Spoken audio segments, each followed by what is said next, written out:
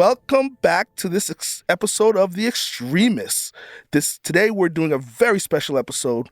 We're reviewing The Last of Us, the full season, but with guest hosts. Pretty much some of our what do you call them, fans, supporters, that have really been giving us great feedback throughout the season. We've gotten some really good ones. And no one better to start off than probably one of our very first to give us like feedback and things that we got wrong and insight. But Blondie Sheep, aka Erin. Yeah. And we have her here live. Today's what, Thursday? And she was kind enough to join us off her busy schedule. Yeah. Erin, say hi to the world. Hello, guys. Hello, world. Thank you so much for having me. I am so excited to be here and chatting about The Last of Us. Excellent. I'm excited she's here. This is going to be good. You're probably one of all the people that have given us feedback. You had such a depth of knowledge from the game's perspective that I was like, when we're doing this, we have to bring her in because her knowledge of the game. I think you said you've played it. How many times have you played it? So I've played the first game about 4 times, and I've played the second game twice. But I've also watched a lot of playthroughs. Oh, okay. Oh, okay. Are you replaying it now at all? I just actually finished my platinum trophy run of part 2. Nice. Robbie, you gotta get your game up, man. I mean, I'm actually right when I was done playing the first game. After we watched the first season, after the last episode. I actually just jumped right into the part 2 video game. Yeah. I got to the one point in that game where it's like, I can't believe they did that. And I couldn't do it. I couldn't advance the game into that part. I just kind of stopped. So like, you know what? I'm just going to hold off a little bit. I don't want to ruin it for anybody that's listening to the podcast that hasn't played the game. So obviously we're not going to talk about that stuff, but I couldn't advance it any farther. I had to stop and then you'll save the trauma for next year when we're watching season 2. So I don't think it's going to be next year. It's probably going to be 2 years from there. 2 years, yeah. Yeah. So we'll try our best to not do any spoils as we promised. And I think we did a pretty good job at that. Yeah. So let's just jump right in. What was your overall thought, Erin, on the season as a whole? So I came into this apprehensive, actually. I had my guard up because I am just such a loyal fan of the game that any adaptation I wasn't 100% sold on. I was like, they're going to have to be they're going to have to do something really wonderful to wow me. Yeah, I agree with that for sure. And I was honestly taken by surprise how much I loved it. I think we're the same. Yeah, I mean, can you name another game, like a game that's been adapted to like a movie or a TV show that's been halfway decent? I mean, no. This actually reset the bar. I think this set the bar pretty high now that if you're going to do an adaptation, you got to kind of look at The Last of Us now as kind of your benchmark. I mean, to be honest, because what was before then? There wasn't one. Resident Evil. Those were entertaining. Those weren't even close to what the actual games were themselves. But they're entertaining. They were entertaining. Mortal Kombat. I mean, the music was the best part of Mortal Kombat. The first one. But I mean, Max, when we even decided to do this podcast, you're the one that sold me on The Last of Us because you're like, HBO's making it. They got the writer from Chernobyl. They're a part of it. It's going to be good. And it's going to sell itself. It's like, all right, well, we'll give it a shot. I mean, the game, like we mentioned on the podcast, it was one of our favorite titles, you know, because of the story. The story was just phenomenal. So when I saw that they were going to adapt it to TV and it was going to be HBO, I'm a huge HBO fan. I was like, this is going to be a hit and it's going to garner a ton of eyes. It's going to be a great conversational piece because of the story that they're telling and in the times we're living. So. I was excited. The thing I was excited most, even when I was still apprehensive, was bringing the story to my friends and family who aren't gamers, because very few people in my life know the game. And I was like, okay, even if I don't like the show, if they can do even half as good as the game, I will be happy at least to bring the story to those who don't know it. So it was even a bonus that it actually ended up being fantastic, even to gamers. Yeah, I felt the same way because my wife, she's not a gamer. She watched the show. She, for the most part, I think she loved the show. She also comes from the background of watching other zombie apocalyptic shows, the Walking Dead and stuff. So she's not new to that kind of genre. but she enjoyed it. My father-in-law, this isn't really his cup of tea as far as like really overly violent TV shows. I know he was into it in the beginning. I actually haven't touched base with him. He's been out of town for like 3 weeks, so I haven't touched base with him to see if he actually finished it and what his actual overall thoughts were. But I went into that whole thing as well. As like I enjoyed the game so much, and it was probably, I mean, I've said this before, probably the best video game as far as like storytelling and like atmosphere and gameplay, the voice acting and like all that stuff was so good. I wanted people to kind of share that experience that I did with the game. So yeah. Now you mentioned the game, so they did do some differences. What was your favorite difference from the show to the game? So weirdly, my favorite difference is what they did with Joel, which again, thinking that I would want them to like follow the original script to the letter, I was surprised that I liked that they kind of took down a little bit of him being a total powerhouse and a total, heart of stone, and made him more human. The moment that truly stood out to me is when they meet up with Tommy and Joel is trying to give Ellie to Tommy.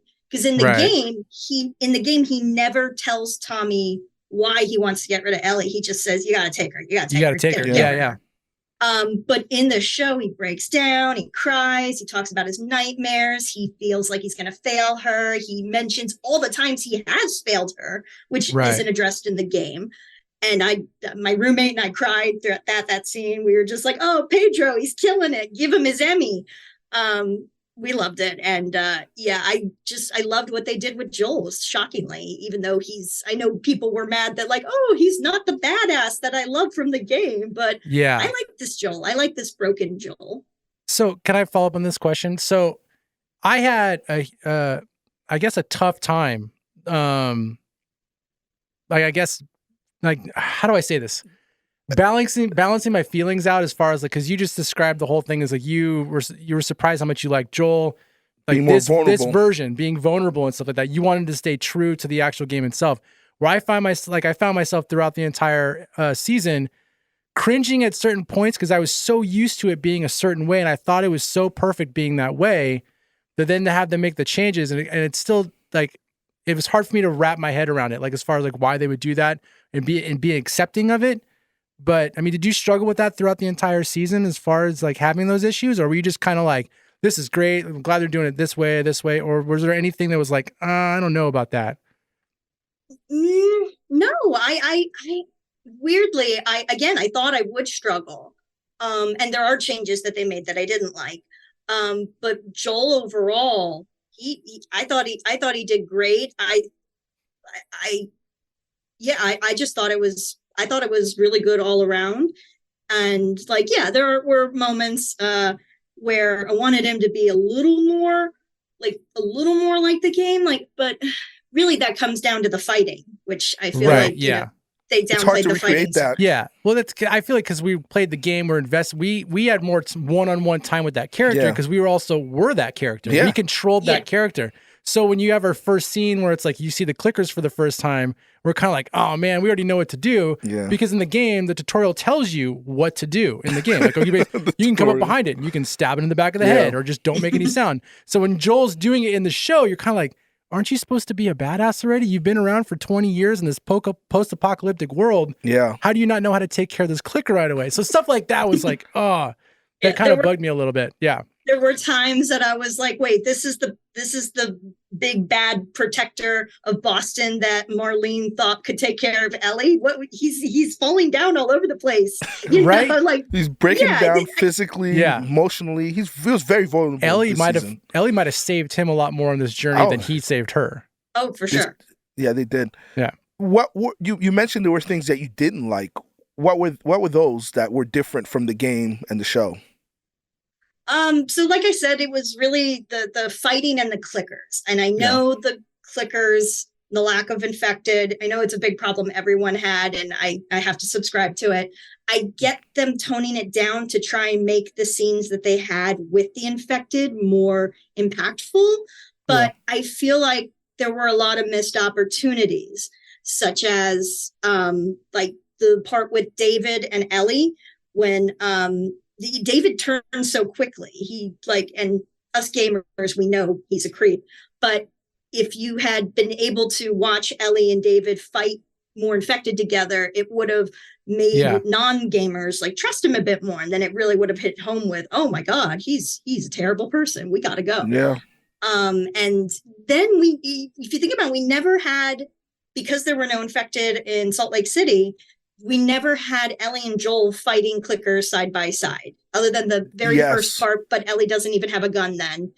Right. And I felt like they could have added in a little action before they got captured by the Fireflies, maybe to really hammer home the bond between them and show Ellie coming out of her shell a bit more after everything that happened. I just feel like they're not just because I want the action because it was a video game. I feel like there were character building moments they could have had with more infected. I totally agree with you on that. And I mean, when you listen to our end of show recap that we're launching, it's that was one of the things that really bothered me, that that I was anticipating we would have gotten more. I've mentioned that 3-month gap where they could have filled in those character building through action or through intense situations where they just want you to assume that they've gone through it. And the Robbie and I, we talked about the last 2 episodes. The pace was a little more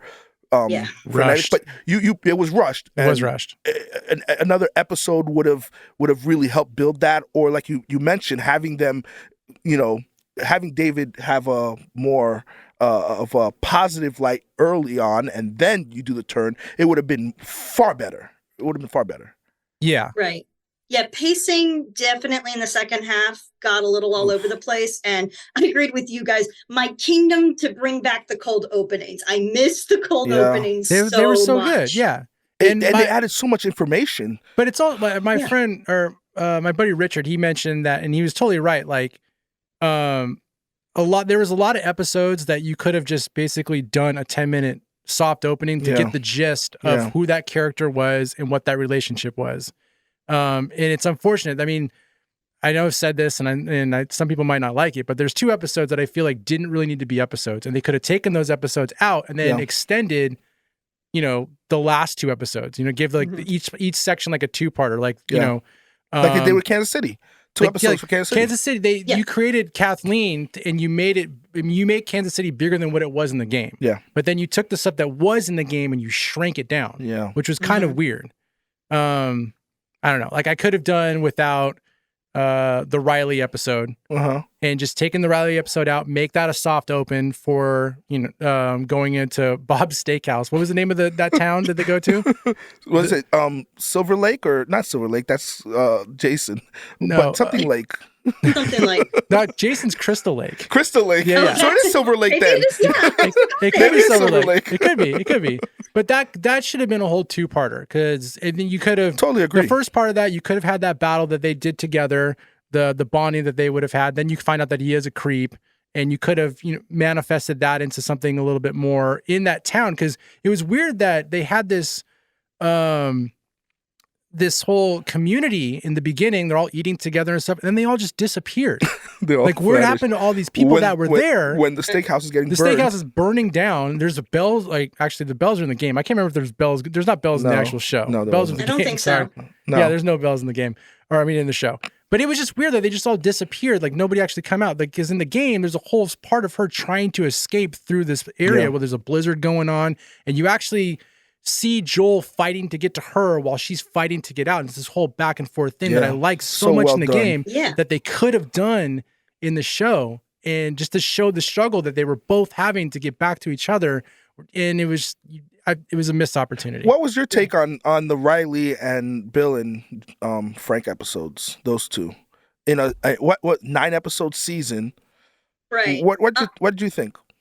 So for me, I still love the Ellie Riley episode because it is Ellie's story, and I do think it's important to tell. I'm not 100% convinced it could have been squished into a cold opening. I would think, if anything, almost treat the episode like a DLC, remove it from the show, give it a 2-hour movie treatment and release it between this season and next season, and then you could that would have been good. That would yeah, have and been then you good. could throw in the bits of present day of Ellie like fighting infected to look for supplies for Joel. That's my pitch to HBO. Yeah, that would well, worked. I like that pitch. And going back to that episode, because that was I played the game probably 3 times and never played that DLC before. So I had never seen that. That's the only part in the actual show that I had seen there's seen something happen on screen first. Yeah. Then went and played it, as opposed to knowing what was going to actually happen. Mm-hmm. So I never felt like, and maybe that's just because I never played the DLC before, but I never felt like I needed that episode to understand Ellie's story, because I already lived through that Ellie story. And then, I don't know. Sorry. Go ahead. I didn't mean to cut you off. No. I totally get that feeling. And then, so I feel I'm fine with that one. And I will say up front, I love Bill and Frank. They made me cry, love them.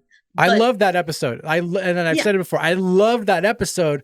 I just think it's an unnecessary episode. You're willing to sacrifice it for the other. But I understand that episode probably will get an award, and I get it. It was a well done story. It totally deserves it. Yeah. It just didn't need to be there, because that was another thing that they created content for the show. Yeah. Because in the game, Frank's not even alive in the game. You didn't even, and it's up to you to kind of put it together that they were actually in a relationship. Yeah. And I don't think you actually clicks until probably she's in the car on the ride away, where it kind of clicks, like maybe because he kept talking about his partner. Yeah. Oh, it's his partner. Like, you didn't really feel that. And the letter he left too was pretty raw. Yeah. Oh yeah. Yeah, totally. Is that I always hated your guts, Bill? Yeah. Oh man. Yeah. But so like Bill and Frank, they're wonderful, but really the important part was just the letter that Bill left Joel to remind him you have to be a protector again. And I feel like if they had been alive, if they had been alive, both very old at the end of their lives, but they show up there, maybe Frank's over here with Ellie giving her supplies, and Bill's like, I gotta tell you, I've understood my purpose now. And maybe that would have been a little on the nose, him actually talking to Joel about it. But that's the only part that's important to Ellie and Joel's story. Yeah. Yeah. Right. It's interesting how much they changed Bill's character.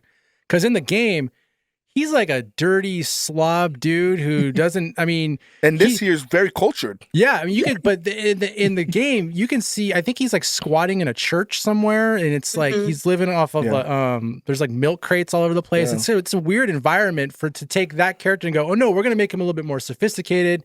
The ultimate survivor. He can cook for you. He's been prepping. You get the prepping aspect for the character in the game, but this one's like more like, no, I'm not going to prep, but then I'm also going to live like a really nice life, and we're going to eat really good meals. And he was cultured, and he came from some money. Yeah, and there was not a barricade compound in the game. No. He was basically just still surviving, jumping from building to building, trying to scavenge. He didn't lock down a corner of the cul-de-sac somewhere and go, these are my 5 houses. That's my store over there. This is my area. No, wait, there is a fence. You have to boost Ellie over the fence to get her to open the gate for you to get into Bill's town. There is a fence. Yeah, but it's still infected in the town. Like, he doesn't have like one. It's not like he's just roaming around freely. He's still trying. He's got booby traps everywhere. He's still trying to like survive. So he claims he's using the infected as cover. Or Ellie, or maybe Ellie says that in the second. Ellie says that in the second game. She says, "I know a guy who was using infected to like hide his location, because who wants to go loot anything if there's a ton of infected around." It was a bit weird, but Bill in the game, he's a cautionary tale. He's meant to show Joel, like, this is what's going to happen to you if you're alone. You go crazy. You start talking to yourself. You don't want that to happen. I could see that. Yeah. So he's a cautionary tale, where here they made him more hopeful. They said, hey, look, if you turn your life around, if you're a good protector, after we talked about how much Joel fails, but find your purpose again, basically. Yeah. Yeah, the show did a good job all season of paralleling characters like Bill with Joel, Henry and Sam, Bill, Ellie. They did that very well throughout the season. Yeah. So what was your favorite episode then?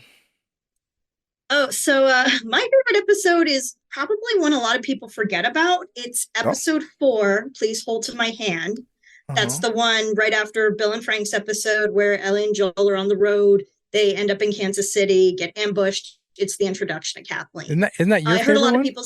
The second one is my favorite. Survive and Endure is my favorite. Okay. Yeah. The one right after that. Okay. Yeah.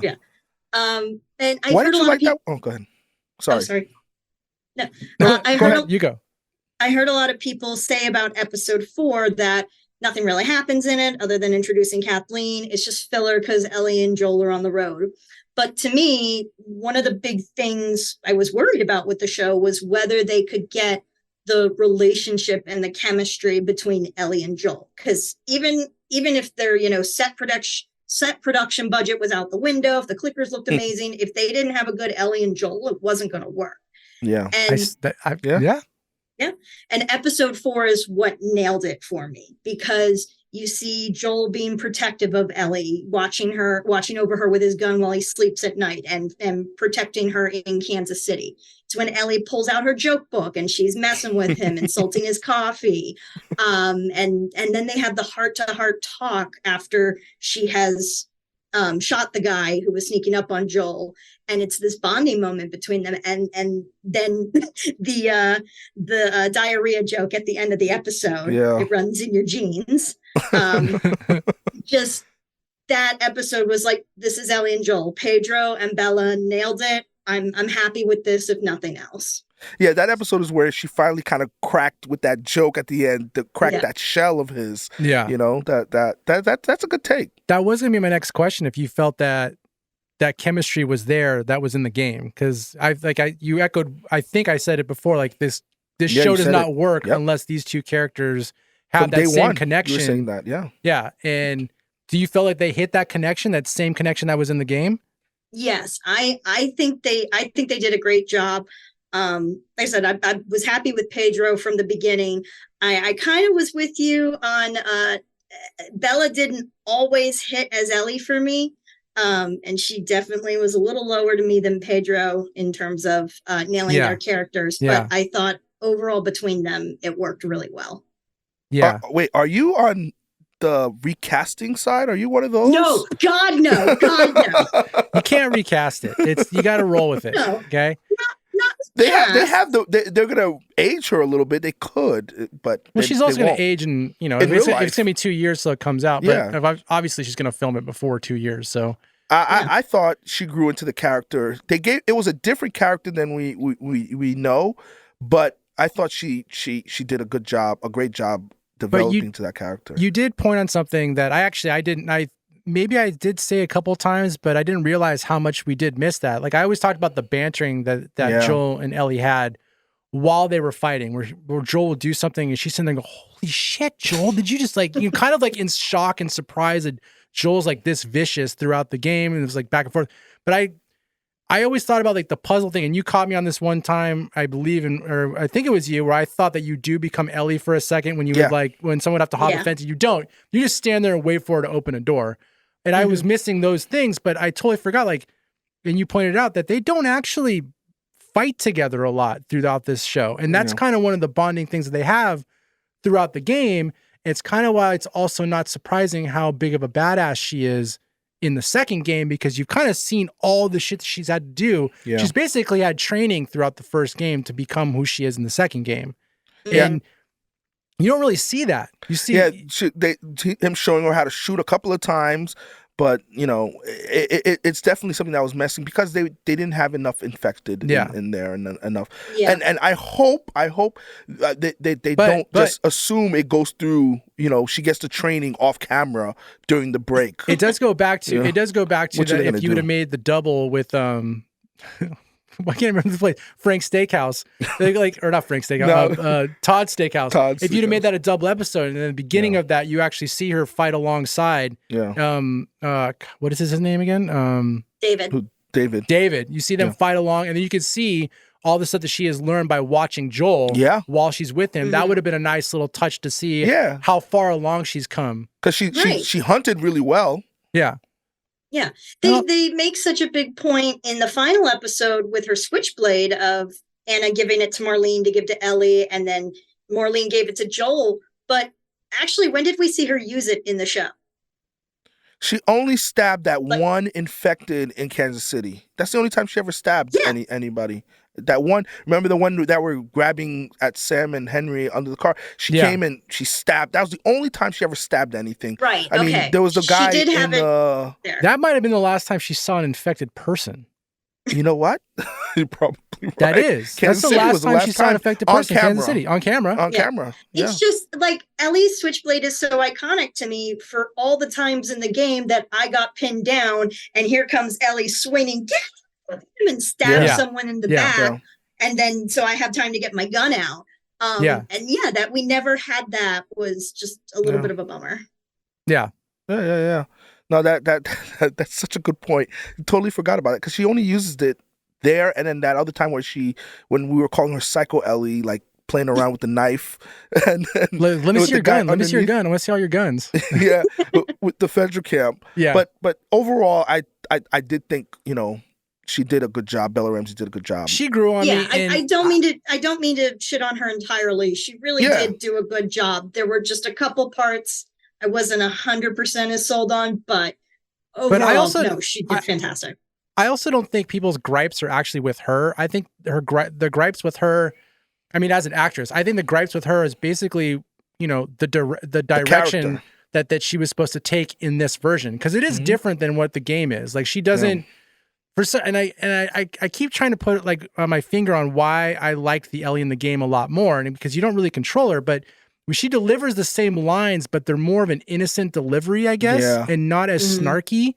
Where in this one, she sounds a little bit more teenager, aggressive. I don't know. Like it wasn't delivered in that same way. And once again, maybe because I had something to base it off of, where I was so used to hearing this one voice, then hear someone else deliver it. Yeah. But I think it was the direction that they wanted to go with her. Obviously, they made a point to make her seem a little bit more curious about violence and curious about which I think they had to do. I think they had to make her more curious about violence because she wasn't fighting like she does in the game. In the game, you never think that it's weird she's violent, because once she becomes your companion, she's stabbing guys left and right. Yeah. It's not abnormal. Yeah. So the very good point. So the show had a lot of Easter eggs, and I'm assuming you caught all of them. Was there one that you didn't expect them to have that really was like, look at what's that meme with Leonardo DiCaprio from Wolf of Wall Street, where he's pointing at the TV? What was the Easter egg that had you doing that at the screen? Actually in the Ellie and Riley episode, when they started playing Take on Me at the elevator scene, I started bawling. I'm not afraid to admit, Take on Me. I had to pause it. My roommate was staring at me, but I'm like, no, you don't understand. This song is so important. That's good. Actually, I loved one of the very first trailer, the major trailer they had. They used that song. They slowed it down and gave us the trailer. I thought it was phenomenal. Remember the very first trailer? Yeah, It was really awesome. Yeah. So overall, what's your score on the season? Okay. Season 1. Hold on. Before we do score, I just got to ask you, because I got to go. I want to go back to the network and the spores thing really quick. Okay. Yeah. I just want to get your take on that, because very good. Yeah. I was bummed out that they took out the spores, because I really liked that dynamic, and then that also that seeing that she didn't affect her at all. Yeah. But then you replace it with the network, which I'm kind of like, oh, this is kind of cool. Yeah. But we really only see the network in the second episode, and then you never see it again. Yeah. That's what frustrated me. I was interested in the network, not with the zombie kiss from Tess. I'm still mad about that. That's so weird. I don't like. We try to justify that. Okay, go ahead. No, Sorry. I don't like that. Nobody should like that. It is weird. Fair. Weird. Nobody should like it.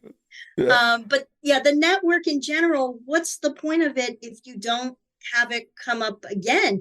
And they even had a good opportunity to do it. Something you guys mentioned is why were Ellie and Riley at the mall the Fireflies had been using it as a base, so they must have searched around and they missed this one zombie in the corner. But what if it had been like Ellie and Riley just happened to stumble upon this one little bit of network, and then like clearly in another building far away, that wakes up the zombie? That would have been a little better, at least. That would have been way cooler. Yeah, that could have been what. Let's also not forget that Riley was bashing the crap out of stuff in the arcade, just trying to open up the change thing. And that never woke him up. A day prior, making way more noise than they probably were playing the actual game itself. Yeah. Sorry. So if it had been stuff like that always bothers me.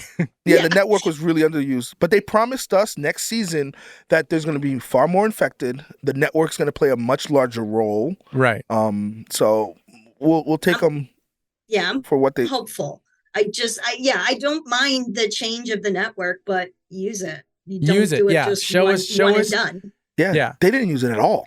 Yeah. Show us why it would be good to change to the network, Okay. It could have even been in the tunnels in Kansas City, because like, why are they in the tunnels? And just happens to be all the infected are right under this one house in this one neighborhood.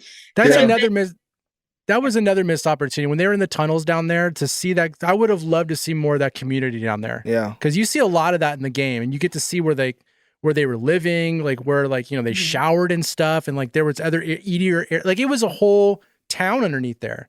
And you really only saw this one section that could have been for the school, then that was it. Yeah. He doesn't actually explain what happened to them, because in the game you see kids' bodies underneath. Joel mentioned in passing that these kind of communities, it takes one person didn't follow the rules and the end of the community. So that's how they justified that. Sure. Ish had a letter. Oh, sorry. No, go ahead. Ish had a letter in the game that said the same thing. One person didn't close a door and infected got in. Yeah. So they just did that in passing. And to the network, I would have loved to have seen a shot where they could have shown you the fungus, like, up, at street level in the sewer, and you could see how because they mentioned it, that the network, goes underground and so on and so forth, but they never showed us that shot when they went into the tunnel. That would have been a perfect place to do that. Yeah. I think it was Tess who mentioned that, in that episode about the network, but they left some stuff on the table. Yeah. Overall. So back to the sorry. So back to your rating. rating. Give you a little more time to think of your final your score. What do you think of the overall episode, the season, not the episode, the season? I have to compare it to the game. I can't I can't leave the game out entirely. And I put the game at a 10 out of 10. Wow. I do too. Yeah. It's perfect. Yeah. So in comparison to that, I'm going to put the show. You guys said you didn't like 0.5s, right? You got to commit. No, you could go. No, do 0.5. No, I do 0.5s all the time. If you want to do a 0.5, do a 0.5. Okay, because I can't give it a 9. I can't give it an 8. I want to give it an 8.5. That's fair. That's kind of where I'm at too. I might be a little lower than that, but then I'm in the same ballpark. Yeah, it was a great adaptation. They left some stuff on the cutting room floor. I think an episode or two, because usually HBO was like 10 or 12 episodes. This one was only 9. Would have really served it well. I struggle with it, like scoring the entire season, because it's weird. Because episodes individually, I feel like I could score them higher. When you put them collectively together, I feel like I want to drop it. Does that make sense? Yeah. Like, okay. And it's probably because the rushed episodes, and then the added episodes that I don't think are necessary. Yeah. But they're still good episodes. You know what I mean? Yeah. Well, except for the Riley one, I'm still not. That was probably my weakest out of all of them. And it was just because it just drags so much. But I don't know. I find it hard to like. I know we were going to do another episode where we actually break it down a little bit more and stuff like that. But as of right now, before we do that, I feel like mine's an 8. I gotta sit there. That's still a pretty good score for a first season. In terms of adaptation of a video game, I think this really sets the bar for anything moving forward from that. Oh, absolutely. Yeah. Right? I agree with that for sure. Right. So I'm going to be really curious, because I keep hearing God of War is getting an adaptation. I actually don't know anything about that game. I've not played that one. Awesome. Ooh. So I'll tell you right now, you have a PlayStation. Obviously, you have a PlayStation 5. Mm-hmm. You should play God of War. I guarantee you, you will love it. So just play the last two. Play the last two, and it'll probably become one of your favorite. The first one was great. Yeah, but because the Gotta go all the last way two are back. kind of like the remake ones. Okay, yeah. Mhm. So Oh, you'll love them. They'll probably with the become one of your boy. favorite franchises for sure. Yeah, But I'm it's also kind phenomenal. of curious to go into this adaptation, like so many of my friends and family went into Last of Us blind. I'd be kind of curious to go into God of War blind, assuming I know it's Netflix, so maybe it's a bad assumption to think it would be half as good as It'll probably be canceled. It'll be canceled after the first season. No, I'll tell you, I watch. I don't know if you ever played The Witcher. The Netflix did the adaptation of The Witcher. Right. And, the game is phenomenal, right? All three of them are top-notch games. But it's very polarizing, just like this was very polarizing, the Netflix show. Because of, sometimes people need to understand things are different in for TV and what they do with characters. Very similar to this show. A lot of the gripes they have with The Witcher is similar to what the gripes they have here, because you have a specific character in mind, the way they're supposed to be, and then when they change them, it's hard for you to accept that. Yeah. You know? But I love The Witcher. If it's Netflix that's gonna do God of War, I think it's gonna be phenomenal. Because I like I said, I'm a big Witcher fan. Keep in mind though, Netflix also just did Resident Evil. That got canceled after the first season. And it was, I mean, I did watch it. It was a different take as far as Resident Evil. Yeah. Did you watch Resident Evil, Erin? Nope. No, you didn't watch it? I didn't watch it, but I didn't mind it. I think I liked it better than critics liked it. Critics hated it. They were always just smashing it. And I didn't mind it, but it's Netflix, where Netflix is like, okay, we'll try it for a season. If people don't jump on it within the first 10 minutes, then we're just going to cancel it. They don't let a show grow naturally, and which is pretty disappointing. And you can't tell people you're going to cancel it like the week after you launch it. Then I'm not going to watch it. Yeah, they've done that a couple times with shows that I was like, oh, this is on my list. I'm going to get to it next month. The catalog is full. Yeah. And then I found out you canceled it before. Then I'm not going to go back. I'm not going to go to the show. There's no ending. There's nothing worse than getting into a show that has no ending. You get invested in these characters, these stories. Right. You got to season 2 and there's this huge cliffhanger, and then it just nothing happens. So frustrating. I have a laundry list of shows that's happened. I do too. I think most of mine are from Netflix. yeah. It's really frustrating. But Witcher's on season 3, and I think they're talking about 4 and 5 already. So they are. But it's also going to be with a new actor, which is because he was going to do Superman, but maybe he'll come back for 5 because he's going to do season 4. Henry Cavill. I thought he's just 3 and then he's out. No, 3's already done. 3 is last right. season, So I thought he's done. So now it's the Hemsworth brother. Yeah, I thought he was going to do season 5. Anyway, it could be that. That would be weird to switch back and forth, though. But he is the Witcher. It's a fantasy world. It doesn't matter. It doesn't matter. He was under a spell for one season. That made him look different. There you go. There you just solved the problem. They've done it in other shows. Unfortunately, Spartacus, the actor died, and they changed it. If someone dies, it's hard. You can't get around it's hard. that. Yeah, it's hard. So they're talking about season 2 and 3 already. It's locked in, right? Without any major spoilers, what are you looking forward to in season 2 and 3? And then keep in mind, season 2 and 3 is basically just the video game, part 2. Yeah. Spread into 2 seasons. Into 2 seasons. Right. Yeah. I have an idea where they're going to split it, knowing the game. But being as vague as possible, if the character who Ellie saw in Jackson and yelled at while she was eating is who everyone thinks it's going to be, I am very excited to see more of her. Okay. Is that vague enough? That was good. Well, we've already Robbie talked about it. Yeah, he spilled the beans on that one. Okay. That very episode. Yeah, I don't think that's a big secret. That's flying around everywhere as far as who that character is. But you were the first to nail it. But she's, But then it's like, why is she so important? It's kind of like, how do you say that without ruining? Should we just say right now, we can just go, okay, from now on, we're going to, spoiler alert, we're going to talk about what happens in the next game just so we can speculate a little bit. And so now we're giving people the opportunity to stop the podcast now. We never want them to stop listening.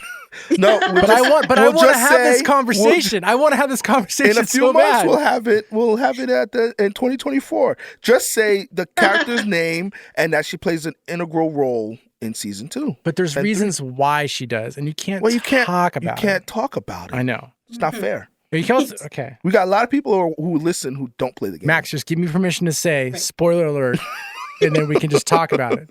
Can I do it? No? No. Okay. No. All right. And Maybe I'll we'll say, have a special Patreon episode where we can talk about now spoilers. you're talking Go. about it. Okay. Yeah, there Spoiler you go. cast. Okay. Spoiler cast. There we go. Spoiler cast. For all those patrons. Actually, that's a great idea.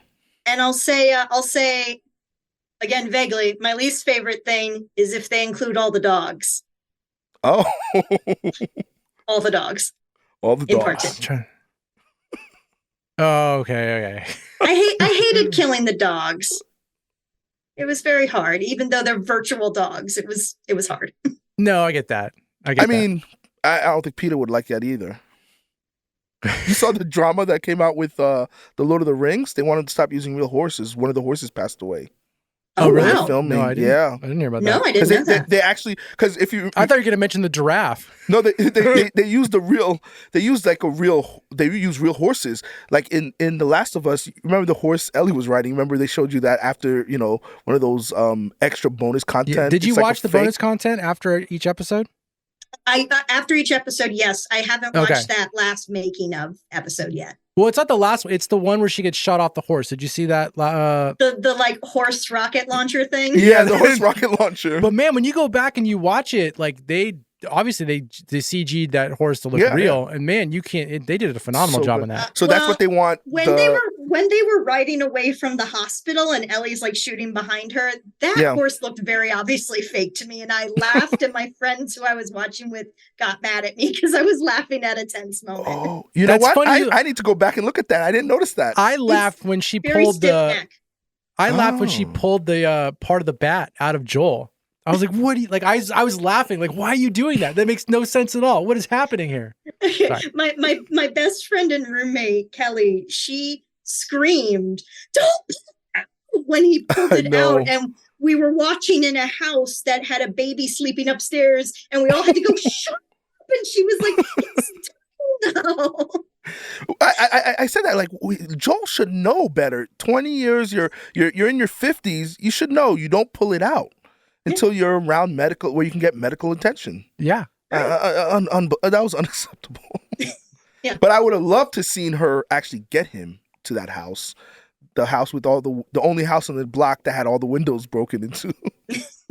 That was interesting. Oh, that one looks good. That one looks good. That one looks like crap. Let's put him in there. Let's put him in there. Well, you needed to ventilate it because there was a horse that was living inside the garage. So need some fresh air. In there. Yeah. Make sure the dropping smell doesn't get throughout the entire house. Oh, ooh, gross. We never pointed that out. Like, place where's to this horse pooping? It's been in here for like 2 days. Why is it so clean on the floor? She was in there for a couple of days. Okay, sorry. So going back to what you want to see in the season 2.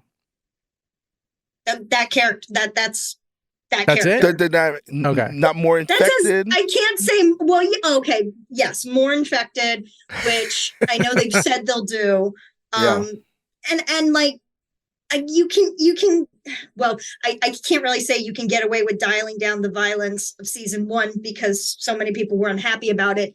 But you definitely can't do that with season 2 because it is just so much more violent. intense.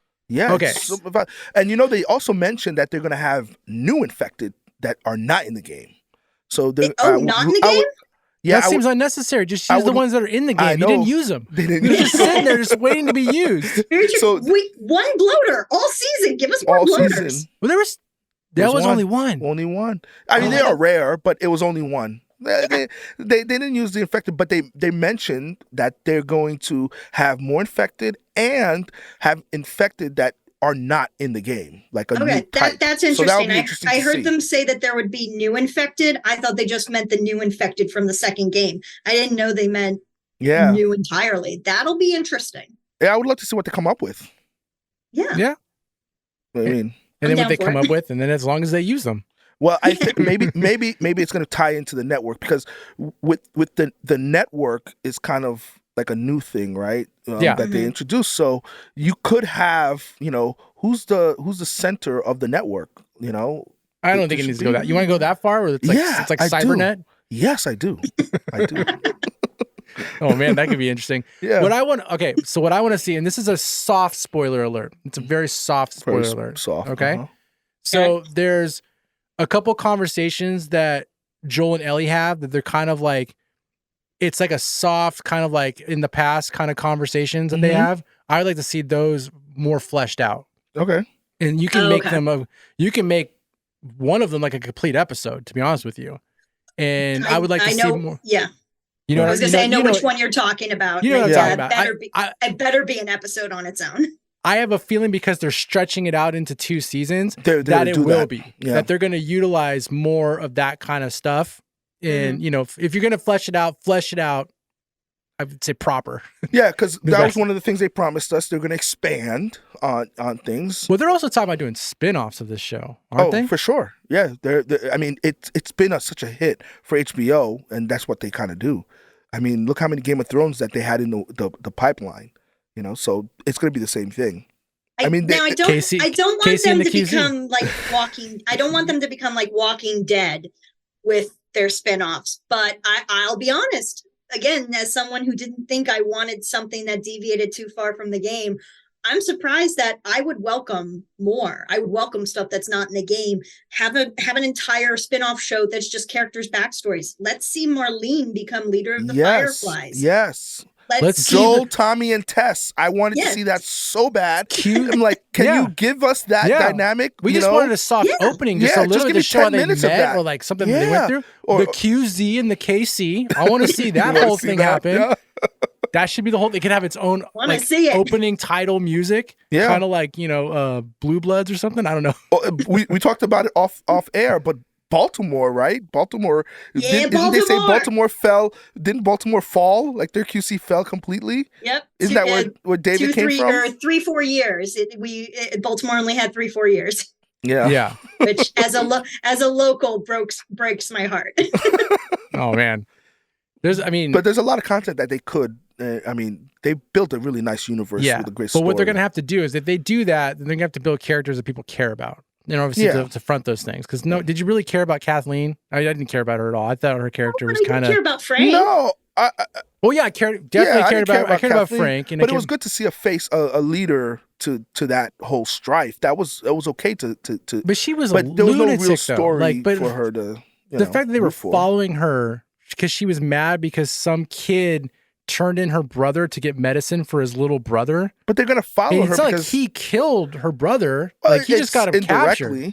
But to have that much hatred led towards the revolution because the brother was talking and she actually got it done. That's a big thing to actually get it done. There's one thing in saying, we're oppressed and the Fedra is horrible. We got to uprise. That's great and all, but she actually came and got it done. Okay, so let's say I give her credit for that. So she came in and got it done by saying, these are the reasons why we need to do this. I'm assuming, like, hey, we need to overthrow these guys because, they're saying like they're raping people. They're kind of like running it like a mafia kind of thing, right? They do say that at some point. So you take over, you're leading, and these are the things that you're throwing at them, why we need to make changes. Then you've made the change. Okay, everybody now, go get that kid.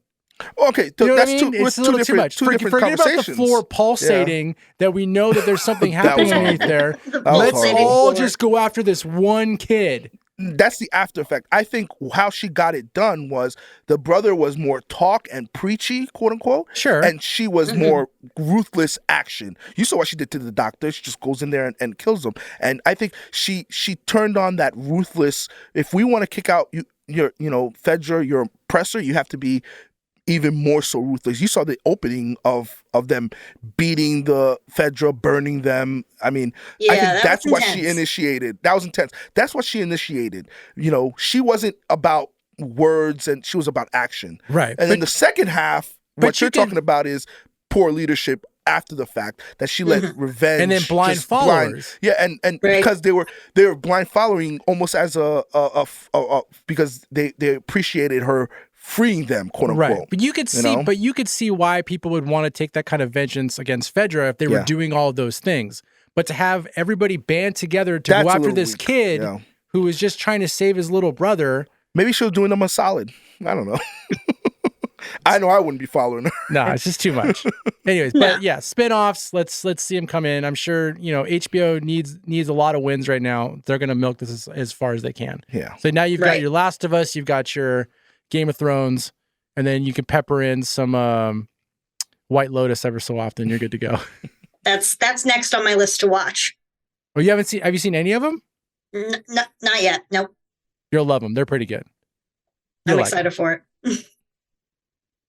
Well, that's I think we got everything covered. Yeah. Let me ask you a question. Do you watch you watch Mandalorian? I'm behind because I didn't watch Book of Boba Fett yet because I didn't want to, but then I heard Mandalorian's in it, so I got to catch up on Book of Boba Fett, and then I can catch up on Mandalorian. Yeah. Probably one of the best Mandalorian episodes ever is in the Book of Boba Fett, so you gotta watch it. But there's That's so what many I kept things. hearing. There's so many things happen in that show that if you watch season 3, you'll have no idea what is going on here. If you don't watch Book of Boba Fett. If you don't watch Book of Boba Fett, because because of the way that season 2 ends, to then jump into season 3, you're like, wait, what? It doesn't make any sense if you don't watch the previous Boba Fett. I think and then I've been hearing about the new Mandalorian that it's good, but it keeps taking the focus off of Din. Yeah, it's weird. I'll put it but it's still building to something. Yeah, we still have to do our next episode. We got to talk about the last episode and kind of how it's still even more pulling away from him. Yeah, but I think it's going to come back around. They're just building up this other character, and I just feel like it's gonna pay off big. It has to, because it's Favreau and Filoni. This is their flagship right now. They got another 3 episodes to wrap it up. I think it's going to end up something big. Yeah, more Goff maybe in that. No, it's going to break. Now, did you guys watch Rebels? So. Oh yeah, oh yeah.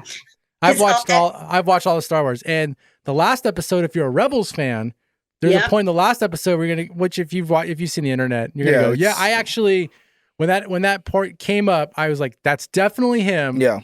And then I went on to IMDb to see if it was the actor that did Rebels, if he's credited for it, and they didn't have any of the credits up yet. So I had to wait till like the next day, and then they have the credits up, and sure enough, it is him. Yeah. And he's even credited, it's his name, as far as like, that's the character. It's like, all right, so now we know that he's going to definitely be in the Ahsoka Tano show. Yeah, which they confirmed that. Yeah. Yeah. So there's a lot I need. Well, I love Rebels, and that's making me want to watch Mandalorian even more, which is funny to say that a different show makes me want to watch this show and not the Mandalorian himself. But, it's Star Wars. It's all intertwined and crazy. You know, the comment you just said is exactly season 3. Did you watch the last season of Clone Wars? Yeah, I've watched all of Clone Wars. Oh man, that's so good. The last 4 or 5 episodes is probably the best cartoons that they've done as far as like in the Star Wars universe. The parallels the parallel they do with Ahsoka and the episode 3. Oh, it's so good. So good. Actually, the episode of Ahsoka and Vader 7 years ago today, I saw that on the internet. Oh, today was the day episode. Rebels? Yeah, it came out. I was like, wow, people, who's tracking this stuff? There's people, man. There's people. You think we're nerds? No.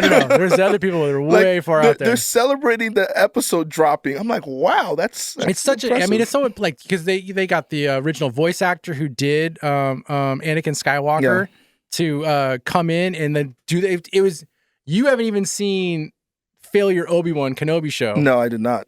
There's a scene in that where it's basically you have to see it once just so you know what people are talking about, but because it's canon, then you can just wipe it away forever. But is it really that bad? It's unnecessary. And I feel like there's probably people that have already stopped listening to us because now we went into Star Wars. Like, okay, you're done with Last of Us. We're gonna get out of this. But it's unnecessary. The choices that they made in that show is unnecessary. And we should have we could do another podcast and we could talk about, break it down why it's terrible. And I can get 8 other people to join in on this and go, yep. I want to watch. What happens if I end up liking it? Then we're done. You gotta fight all 8 of his people. Yeah, right. All 8 of them. I'll tell you guys why it's great. Yeah, I mean, there are some moments where you're kind of like, oh, that's cool, and then you're kind of like, what, why, what are you doing? What? Let me say this. So, because when that show dropped, it dropped with 2 episodes. So, and then each episode I think was like 55 minutes. So when you watch the first 2 episodes, you're like, oh, this is going to be amazing. It's like they just dropped the trilogy because the first 2 episodes are actually good because they're building up to something. Yeah. Like, oh, it's felt like the first movie. Then the next 2 are going to be like the second movie and then so forth and so forth. It's just downhill after that. Oh, It's now like, I have to watch it. What is Oh, happening? see, Can't no, be that bad. you're not selling me on it. I don't want to watch it now. But you have to watch it just so you can have a conversation with other people. Go, oh man, it's canon now. I guess there's nothing really in there that happens that actually moves anything forward in the storyline. So you could just ignore it altogether, and it'll be totally fine. Oh, he just gave us a Actually, pass. you know what? Yeah, pass on it. Just ignore it altogether. Thanks for your permission. You're welcome. You're welcome. But yeah, jump on Boba Fett. I liked Book of Boba Fett. I liked it. It was a slow burn at some points, but I think the end result was definitely a good payoff. And I hope they do a second season for it. I hope you see more. I liked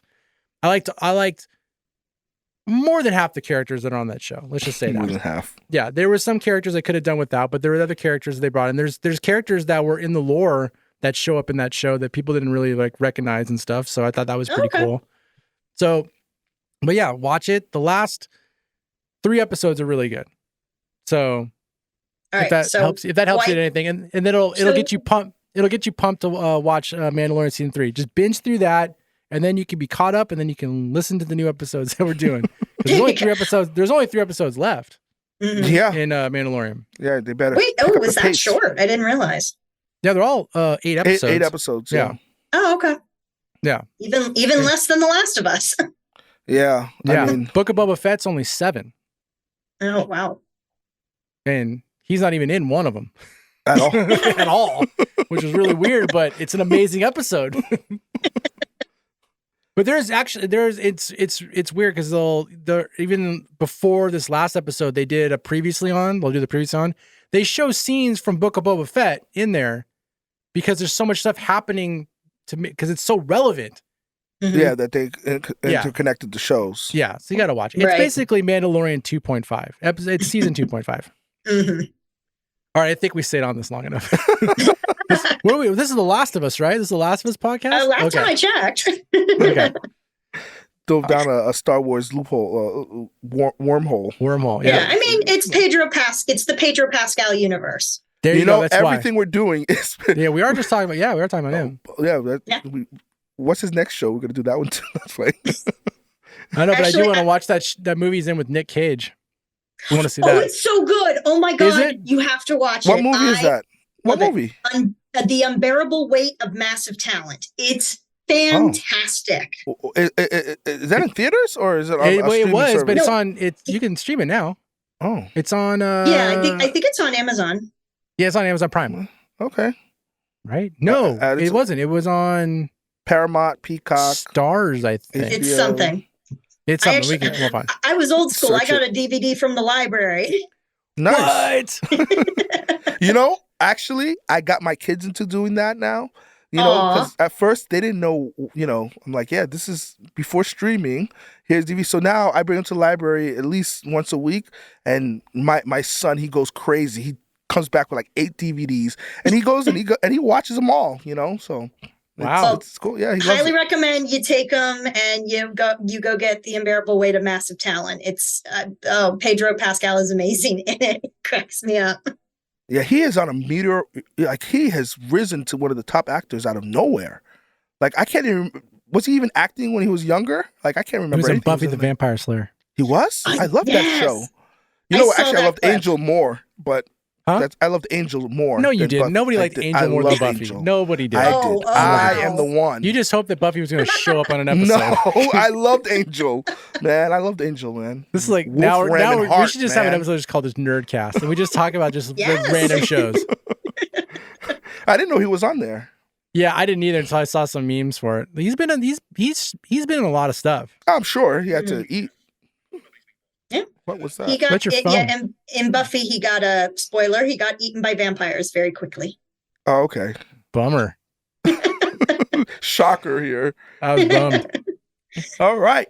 Well, Erin, we really appreciate you coming on. I Yeah. know we've delved and kept you on a little longer than probably we should have, but it's great No, talking to you. this has been a blast. Hopefully you will come back for season 2 and 3. Well, I mean, also if you can catch up on Mandalorian, we'd love to do this again with you on a Mandalorian episode.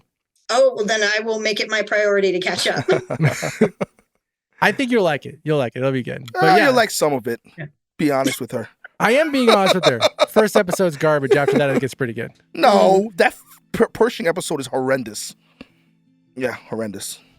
The first 15 minutes and the last 10 minutes are pretty darn good. First of all, it's not 15 minutes, it's like 5, and then the last 3 minutes. No, it's it's not 15. even We 10. can time it right now. No, Okay. that episode is horrible. Erin, thank you so much. We appreciate it. Thank you, guys. All right, talk to you soon. All right. Bye.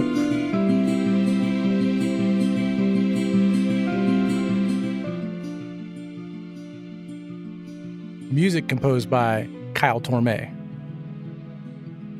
Thanks for listening to this episode of The Last of Us, a Rot Your Brain podcast. Subscribe to The Last of Us podcast feed at rotyourbrainmedia.com/The Last of Us. Follow us on Twitter at rot_yourbrain and support Rot Your Brain Media and its podcast by being a part of this exciting new and growing community. Visit patreon.com/rotyourbrainmedia.